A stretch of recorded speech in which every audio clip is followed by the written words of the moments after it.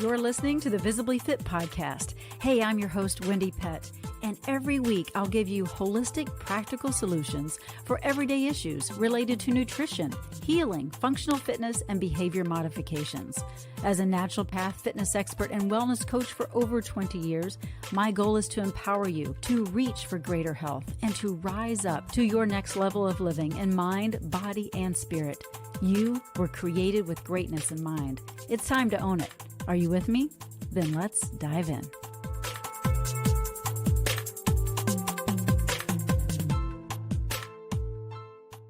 Are you exposed?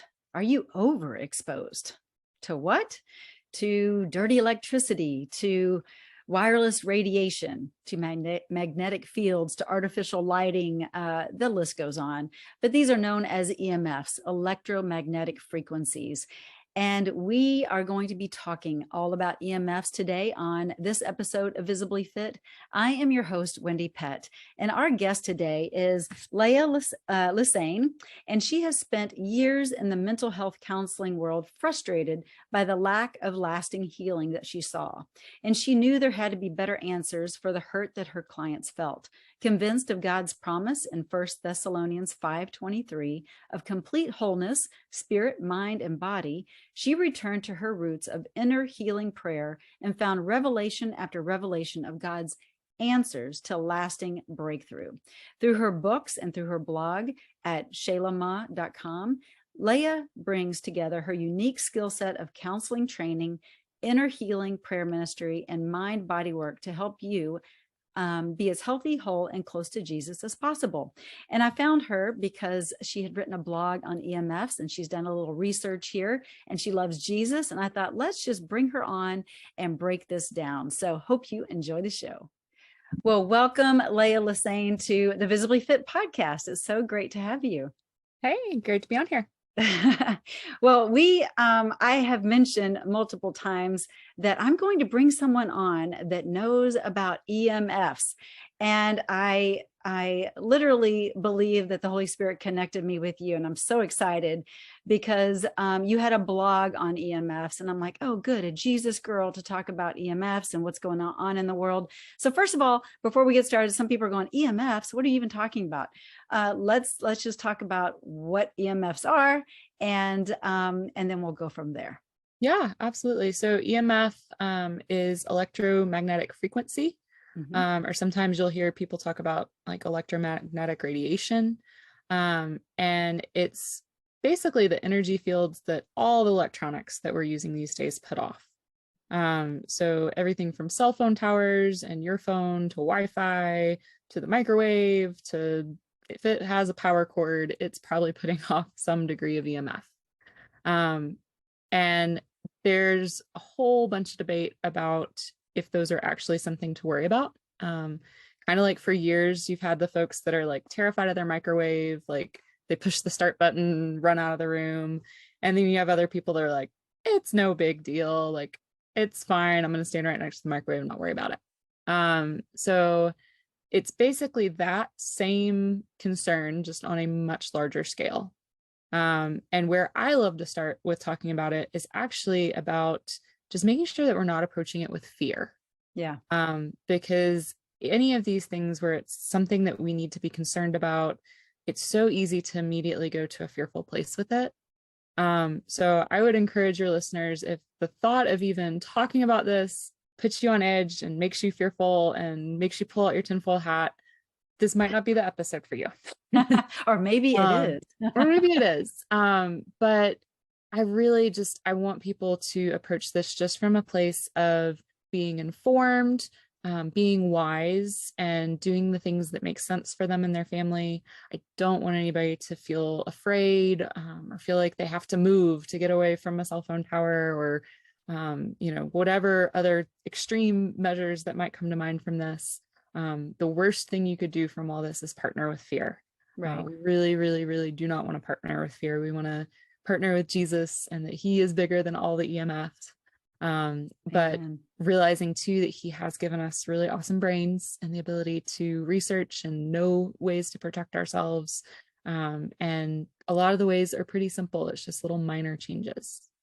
Yeah, I'm so glad you just came right out of the gate and talked about the fear part of it, because there is a lot of fear because it's the unknown and you can't see it, with your physical eyes. You can't see it. And so people are just either skeptical or they're just like afraid, period. And they're kind of stuck and trapped and in this anxious space. And so that's what we don't want. We want to be educated, like you said. And so magnetic frequencies are around us all the time, but they are elevated in this day and time due to 5G, 4G, 5G, that they're putting out there, the towers and that kind of thing. Now, we can't control the world, right? We can do our best to mitigate some of those EMFs in our living space and that kind of thing. And so that's what I want to really talk about, especially with the cell phone.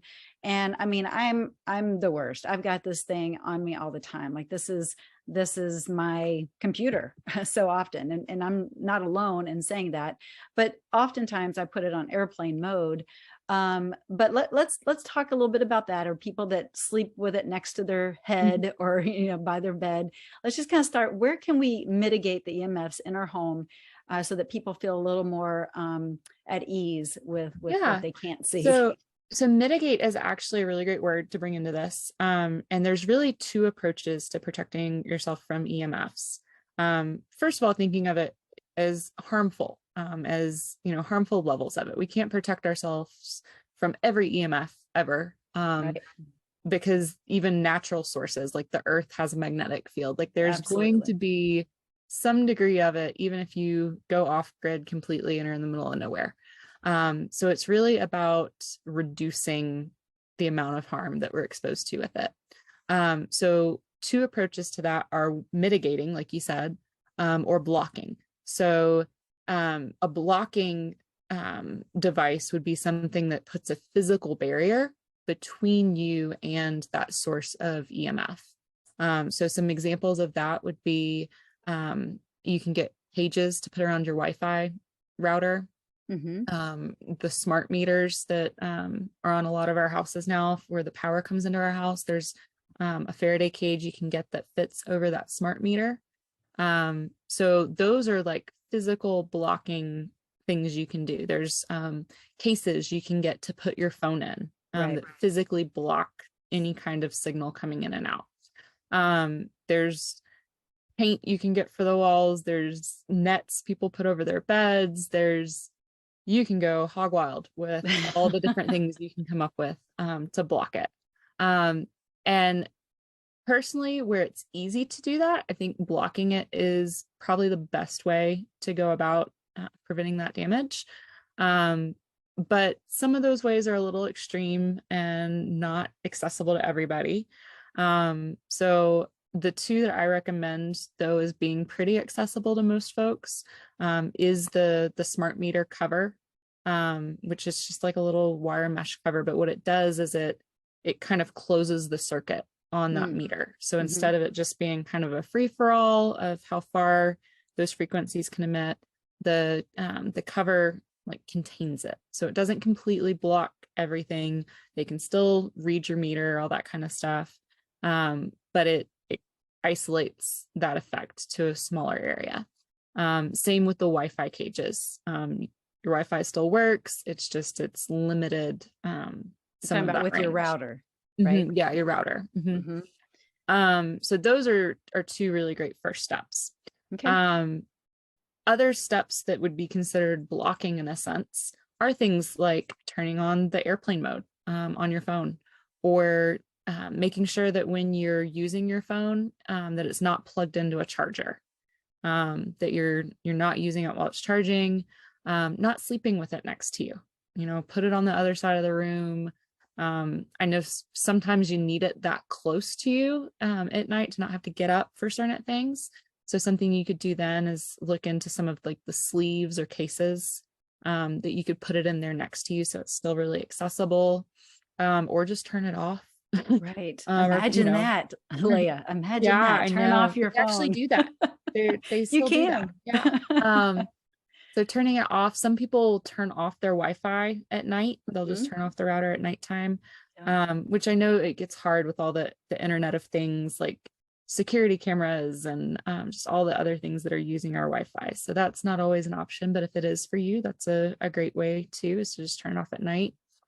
Something else folks are doing is going hardwired. So wherever possible, using Ethernet cables to have internet access throughout your home instead of Wi-Fi.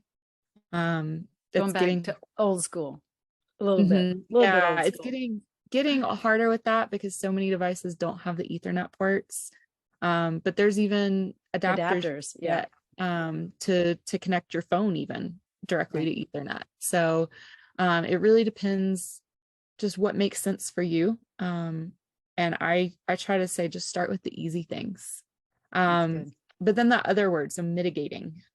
So cases where you can't block it or you can't physically remove yourself from it, that's where mitigating things can be helpful. And there's a good bit of debate, healthy debate, around if the mitigation devices actually work.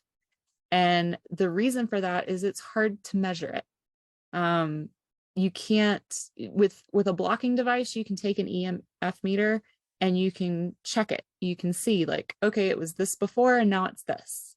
You have a very like hard science measure of if it's been blocked or not. With the mitigation devices, it's all about like reducing harm or harmonizing the EMF field with your biofield. Yeah, so there's more homeostasis. Yes. More harmony. So the EMF meter is not going to change. The EMF meter is going to show there's the same amount of EMF, but the question is it harmful right now or not? So there are studies that have looked at different things with that. There's some that look at like blood samples and the effect on blood as a way that they've looked at mitigation devices to determine how effective they are. But that's one of the ones where it's like there's really great stuff out there, but you do have to be careful because if somebody is going to scam you, that's where. Yeah. Good because point. It's so easy to promise that something is protecting you as a mitigation device and not have to actually show any proof. So with that said, and I know we're not promoting products here, but are there a couple brands or companies that you would highly recommend so people will feel secure in going that route? Yeah, absolutely. So Altera is probably my favorite. They've been around for a really, really long time. And I love the level of research that they've had done on their products. You can go on their website and get super nerdy and see like all sorts of studies. They've submitted to third-party testing. They've done all the things you would hope somebody would do science-wise. Awesome. And they have, what all do they have? They have, I don't think I have one in here with me, but they have some devices that look just like a little USB stick. And you plug one in to basically any outlet in your house, and it harmonizes the electric fields in your house. And then they have one just like that you can put in your car too. And that one, so with the testing it, how do you know it's really working? For me with that one, I had to kind of ease myself into it. I would plug it in for a couple hours and I would start to actually get a headache because of, I don't know if it's really detoxing, but just that shift that my body was like fighting and feeling. Right. And so I'd have to unplug it for a little while. It took me a couple days of plugging, unplugging before I finally could handle having it plugged in all the time. And now, it's obviously better to have it plugged in than not. It was worth going through that little bit of a healing crisis. Interesting, Leah. I have to stop you right there because, a lot of people are getting the headaches and the kind of the brain fog from not having the harmonizing current, basically. So that's usually an indicator that there's an overload or overexposure of EMF. Yes. And EMF, it attacks our cells at the cellular level. So we do need to be aware. Again, there's not fear around this, but it's about having wisdom. But you're saying you had headaches based on the other way around.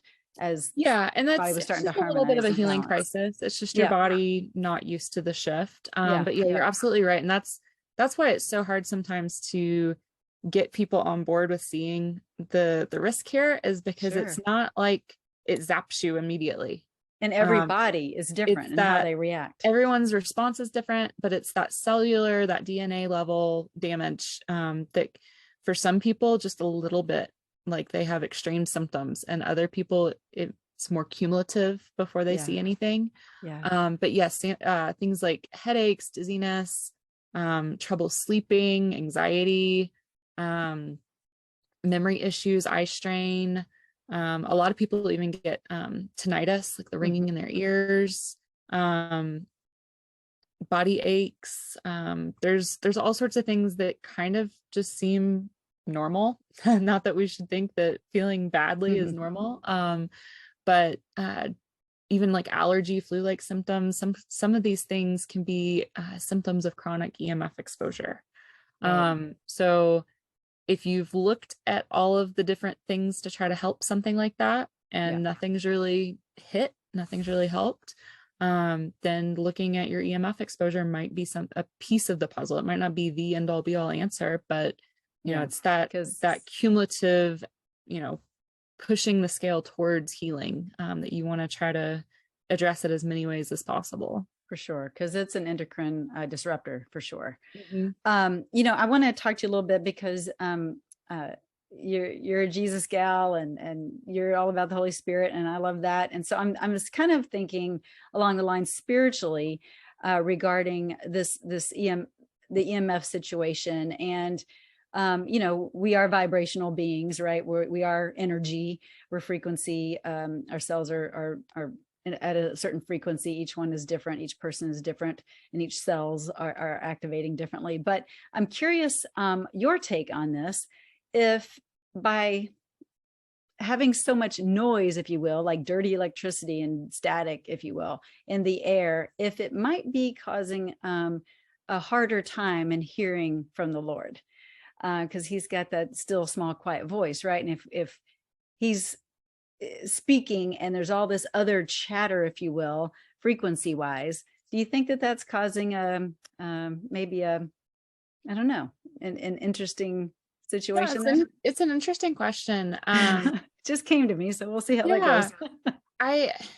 You know, I've heard things like that before, and I've heard it suggested that, you know, we don't hear from God now because there's so much noise. But there's also so many testimonies of people that do still hear from him. Oh, for sure. For sure. So, you know, and again, it's some people experience really strong symptoms from EMF and some don't. Right. I think there's definitely, especially in the mental capacity, that distraction, that noise, you know, it is harder. And that's more of what I'm trying to get at. Yeah, it's harder to strip that away. It's interesting thinking of it from a frequency perspective too, though, because higher frequencies displace lower frequencies. So I would assume that if we're going to think of God's voice as a frequency, which is cool because sound is a frequency. Yes. That's going to be the highest possible frequency out there, right? That's right. Joy, love, peace. So when you have tuning forks they're created to emit a specific frequency. Right. You take a higher tuning fork and a lower pitch tuning fork and you clang them together. At first, you can hear both of the frequencies, both of the pitches. But after a couple seconds, you begin to only hear the higher one. Wow. They're both still making their pitch, but that higher frequency, in terms of what you're hearing, that higher frequency displaces the lower one. Okay, come on, Leah. That can preach right there. All right. So that would be where I would take it. Yes, I am sure that all that noise, all those lower frequencies, they are probably creating a whole bunch of noise that makes it harder to hear. But I'm going to just trust that his voice is the highest frequency out there. Amen. And that if I sit with it, it's going to drown out the other noise. Oh my goodness. Drop the mic. That's a great way to end this podcast. Because yes, I mean, God's voice is the ultimate pitch. It is the perfect pitch, and it will drown out anything that isn't at the appropriate frequency, if you will. And so we can trust that. We can trust him in our protection with the EMFs that we are in this world and you know, walking around in all the time. But we can also do our best to block or mitigate. And so thank you so much for just the simple solutions and really just, I guess, unpacking it a little bit so people are more aware. I think sometimes we hear it and it's just kind of flippant, like, oh yeah, EMFs, your cell phone. But no, there really is electromagnetic frequencies that are harmful. And so we have to do our best to keep that from around us. So what is your kind of main go-to that you use in your home? You mentioned the cages. Are there other tools that you use personally? Yeah, so the cages were kind of a first step for me. And then the Altera products, so they have the plugs, like I said, for the house and for the car. And they also make stickers that use the same technology as their like whole home and whole car devices. And there's a whole bunch of EMF stickers out there. So don't just like go on Amazon and buy the first sticker that you see. You really want to make sure that it works. But theirs have been highly researched, used for years. And so I have those on basically all our electronics, on my phone, on the computer. I think I even stuck one on the TV. You can stick them on the microwave even, like you can put them on just about anything. But with all of it, it's keeping in mind, what are you exposed to the most? So like, I'm not standing next to my microwave all day while it's running. Right. So I'm not as worried about that as I am about my phone, which I'm carrying around all the time. So stickers on devices you use often. I have a little pouch that's made of like Faraday material, kind of like the cages, that I will stick my phone in if I'm like carrying it in my purse and it's up against me for a while. I'm trying to think if there's anything else we use. I love shungite jewelry, but unfortunately right now it's hard to get. It comes from Russia. And so with all the different trade things that are going on with Russia right now, it's been really hard to find genuine shungite. But if you can, the jewelry is just a really, really nice, just extra thing. If you're gonna wear something pretty anyway, why not have it be something that's protective? Sure. No, I love that. That's good. Thank you for sharing what you personally do.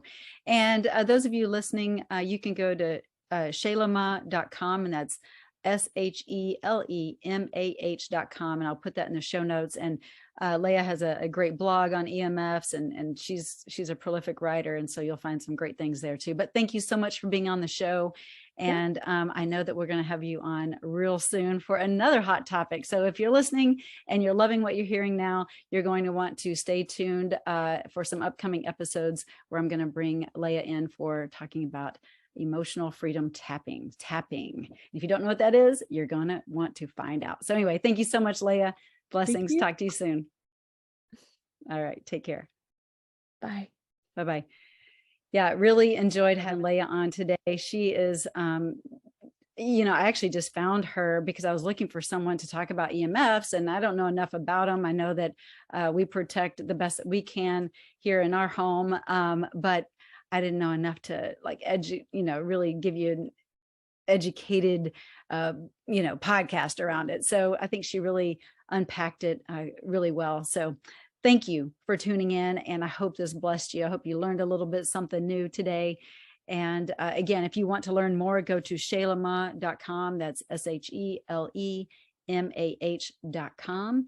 And she's got some great blog posts there and some other interesting, insightful books and all kinds of things that I think you'll be interested in. So thank you again for tuning in. Hope to catch you next time on Visibly Fit. If you are looking for life-changing experience, go to getvisiblyfit.com and check out my 7-week course, my 7-week program to get visibly fit in mind, body, and spirit. Thank you again for tuning in. Catch you next time. Be blessed. Well, that's a wrap for today's show. So thank you so much for tuning in. I love spending this time with you. To learn more and get more free resources, just head on over to wendiepett.com. And thank you in advance for sharing this episode and this podcast, following and subscribing not only to this podcast, but finding me on social media, Instagram, YouTube, Facebook, wherever you are, I'm probably there too. Until next week and our next podcast time together, make it a visibly fit day.